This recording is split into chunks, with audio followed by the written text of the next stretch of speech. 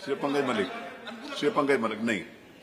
धन्यवाद मान्यवर। पर्यावरण का महत्वपूर्ण प्रश्न है जिस पर मुझे बोलने का आपने मौका दिया, और आज हम सबको आवश्यकता है कि हम पर्यावरण को बचाएं और लोगों की जिससे जान बचे। आज नए नए आधुनिक युग में आधुनिक रोग हो रहे हैं मान्यवर, और बहुत लोग दुखी और परेशान है। कैंसर के मरीज इतने ज्यादा हैं, कहीं भी फोड़ा निकल आता है, पता ही नहीं किस किस तरह के रोग आज हो रहे हैं और लोग प्रभावित हैं मान्यवर। जनपद मुजफ्फरनगर, शामली, मेरठ, बागपत, यहां से लेकर मुजफ्फरनगर से लेकर के सहारनपुर हो, बागपत हो, शामली हो, बिजनौर हो, मेरठ हो, मान्यवर जितनी औद्योगिक इकाई है कोई भी अपनी पूरी नियम कानून पूरे नहीं करती मान्यवर। उनसे जो दूषित जल निकलता है उससे भूजल बड़ा प्रभावित हो रहा है मान्यवर।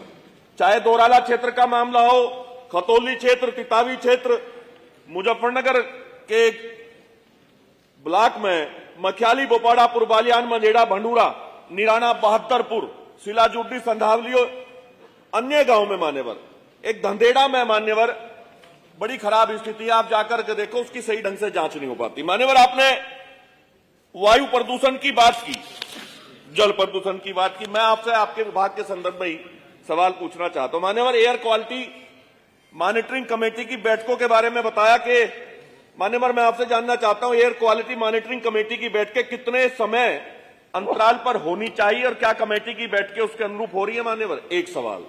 दूसरा, एयर क्वालिटी मॉनिटरिंग कमेटी की अंतिम बैठक कब हुई मान्यवर? प्रदेश के 17 नॉन अटेनमेंट शहरों में कितने शहरों की वायु, ये बड़ा महत्वपूर्ण सवाल है मान्यवर। प्रदेश के 17 नॉन अटेनमेंट शहरों में कितने शहरों की वायु प्रदूषण गुणवत्ता निर्धारित मानकों के अनुरूप की गई है मान्यवर। जल प्रदूषण के बारे में मैं पूछना चाहूंगा, प्रदेश की 14 नदियां, उनके लिए जो कार्य योजना बनाई गई है मान्यवर, 14 नदियों के लिए बनाई गई कार्य योजना के अनुश्रवण हेतु गठित रिवर रिजुवेनेशन कमेटी की बैठक कितने समय अंतराल पर होनी चाहिए और क्या कमेटी की बैठकें उस अवधि के अनुरूप हो रही है मान्यवर? यह भी बता दें कि रिवर रिजुवेशन कमेटी की अंतिम बैठकें कब हुई है? छोटे छोटे सवाल है मान्यवर, विभाग के हैं, जवाब आ सकता है, दे सकते हैं। रिवर रिजुवेशन कमेटी की अंतिम बैठक कब हुई? कार्य योजना लागू किए जाने से प्रदेश की 14 नदियों में से कितने नदियों की जल गुणवत्ता निर्धारित मानकों के अनुरूप की गई है मान्यवर? यह महत्वपूर्ण सवाल है।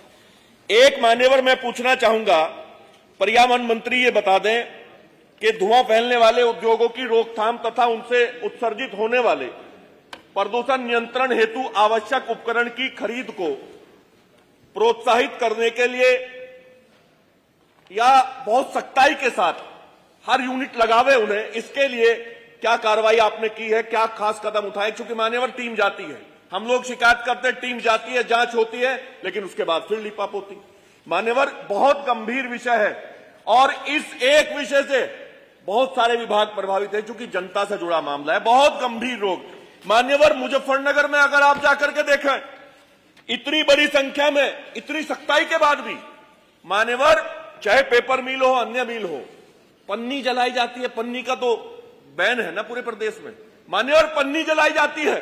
तरह तरह के नए नए रोग मान्यवर आ रहे हैं मान्यवर।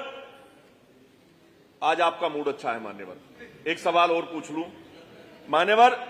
पर्यावरण मंत्री यह बताने का कष्ट करें, मेरा मूड कब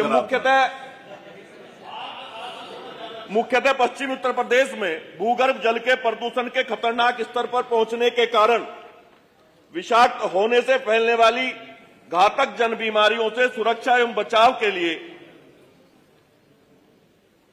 आपके द्वारा ऐसे उद्योगों और निकायों को चिन्हित कर, ऐसे कितने उद्योग हैं जिनके खिलाफ आपने चिन्हित करके कार्रवाई की? कोई सूची हो तो मुझे बता दीजिए मान्यवर। एक दो सवाल और बाद में, ये पहले ही बता दें जरा। 7-8 तो पूछ चुके हूं। नहीं मान्यवर बहुत महत्वपूर्ण है मामला।